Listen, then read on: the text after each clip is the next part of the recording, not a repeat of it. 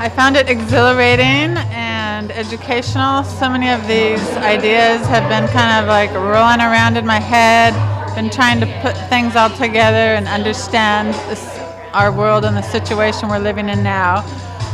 So it was fantastic. Thank you. I feel like I got the cheat sheet for, patriarchy. I feel like I got some encouragement and reinforcement for my understanding of okay, how's the best way I can spend my time now, my energies and my creativity? And it's to build new institutions, to create the society we want, create the friendships, the social circles, and build new cities in the way we want them, to kind of try to leapfrog over the patriarchy and those cultural restraints and free ourselves and our imagination to create something new.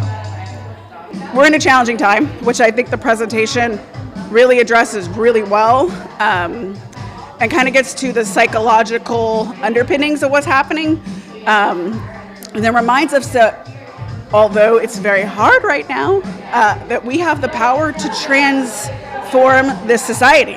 Sometimes it's really hard to be in it because it's so painful, but I think that when we have moments like this where we gather and we can connect with each other and know that we're not alone, it really, really helps. And I really enjoyed the writing portion, especially because to me that's super healing, to have a prompt and then to be very reflective about what we're going through internally, and then externalizing it onto paper and then rereading it to ourselves. It just kind of makes it real, and it's transformational because it's a really good learning tool, but I also learn new things that I think really make sense to me and encourages me to keep fighting.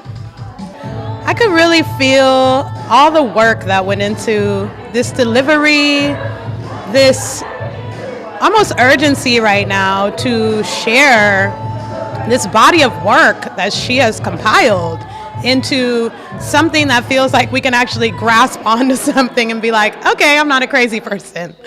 And I think it's really important for women to support women in these kind of movements, because we have been given these words and titles of being over emotional, of you gotta be nice, you can't be angry, just all the different things they tell you when you get passionate. I like to tell people I'm passionate about stuff. And the many different ways even we as women tell each other that we can't have certain feelings or emotions or act a certain way because it's not appropriate in the male patriarchy. And so as a woman and a woman of color, I am yay! Amy, thank you for your work. I could feel that it really came from your heart. I could feel that this was years and years and years of experience. Nothing that you could ever read in a book would have given what you gave today. Thank you so much. When I came here, I didn't really know what I was getting myself into. I just came because a friend brought me, and it ended up being just everything that I didn't know I wanted. And it tied together so many things. It pulled together why I do what I do, which is love, and that's what motivates me as a feminist, is understanding why things are the way they are and how we can fix them so that we can all love each other more effectively.